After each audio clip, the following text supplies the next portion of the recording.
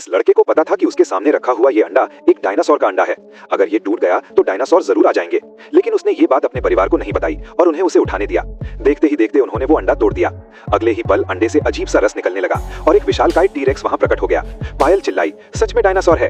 अर्जुन ने ऐसा इसलिए किया क्योंकि पिछले जन्म में जब उनका सामना डायनासोर से हुआ था तब परिवार ने सिर्फ पायल की फिक्र की थी और अर्जुन को मरने के लिए छोड़ दिया था। यहाँ तक कि उसकी मंगेतर ने भी उसे डायनासोर की तरफ धक्का दे दिया था ताकि वो खुद बच सके। मंगेतर बोली, डायनासोर को थोड़ी देर और रोक कर रखो, मैं राहुल के बच्चे की मां बनने वाली हूँ, मैं ज्यादा दूर नहीं भाग सकती। बेचारा अर्जुन डायनासोर का लंच बन गया, लेकिन अगले ही पल वो घबराकर नींद से जाग गया और उसे एहसास हुआ कि वो समय में पीछे आ गया है जब वो परिवार के साथ पायल का जन्मदिन मनाने पहाड़ पर जा रहा था। पिछले जन्म की घटना याद करके वो डर के मारे चिल्लाने लगा। अर्जुन चिल्लाया, डायनासोर डायनासोर। वो तुरंत गाड़ी से उतर गया और उसका परिवार भी उसके पीछे भागा। पिता बोले, कौन सा डायनासोर, क्या फालतू बकवास कर रहे हो, तुम ये सब सिर्फ राहुल का जन्मदिन खराब करने के लिए कर रहे हो। पायल बोली, सही कहा, डायनासोर तो करोड़ों साल पहले खत्म हो चुके हैं, तुमने इतना बड़ा झूठ कैसे बोल दिया। अर्जुन बोला, आप लोग यकीन क्यों नहीं कर रहे। तभी उसके चेहरे पर खून की एक बूंद गिरती है। अर्जुन घबरा कर बोला, खून, ये इंसानी खून है, ये जरूर डायनासोर के खाने के बाद बचा हुआ थूक है जो अभी भी गर्म है, इसका मतलब डायनासोर यही कहीं आसपास है।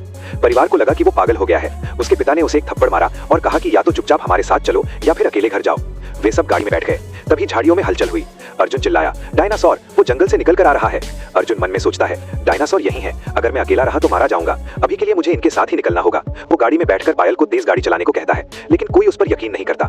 तभी खिड़की के बाहर डायनासोर दिखाई देता है। अर्जुन खुश होता है कि वो बच गया, लेकिन परिवार उस पर चिल्लाना बंद नहीं करता। तभी अचानक ऊपर से कुछ गाड़ी पर गिरता है। सब बाहर उतरकर देखते हैं। उन्हें एक मरी हुई बकरी मिलती है। अजीब बात ये थी कि गाड़ी पर कोई खरोंच नहीं थी। अर्जुन बकरी को हिलाकर देखता है तो उसके गले पर बड़ा जख्म होता है। अर्जुन मन में कहता है, ये पक्का डायनासोर ने किया है, लेकिन परिवार फिर भी उसकी बात नहीं मानता। पायल कहती है, ये तो राहुल के जोर से ब्रेक मारने की वजह से बकरी टकराकर गिर गई होगी। तभी जंगल से फिर दहाड़ने की आवाज आती है। अर्जुन बोला, सुनो, ये डायनासोर की आवाज है। पायल गुस्से में बोली, बस करो अर्जुन, तुम्हारी बातें हद से बाहर हो रही हैं। कहाँ है डायनासोर, वो बाहर आकर हमें खा क्यों नहीं लेता। तभी पायल के चेहरे पर चिपचिपा रस गिरता है। अर्जुन बोला, ये डायनासोर की लार है। वो ऊपर इशारा करता है जहाँ डायनासोर का सिर दिखाई देता है। माँ बोली, ठीक है, हम देखते हैं, अगर वहाँ डायनासोर नहीं हुआ तो हम कभी तुम्हारा यकीन नहीं करेंगे। नेक्स्ट पार्ट के लिए लाइक करो।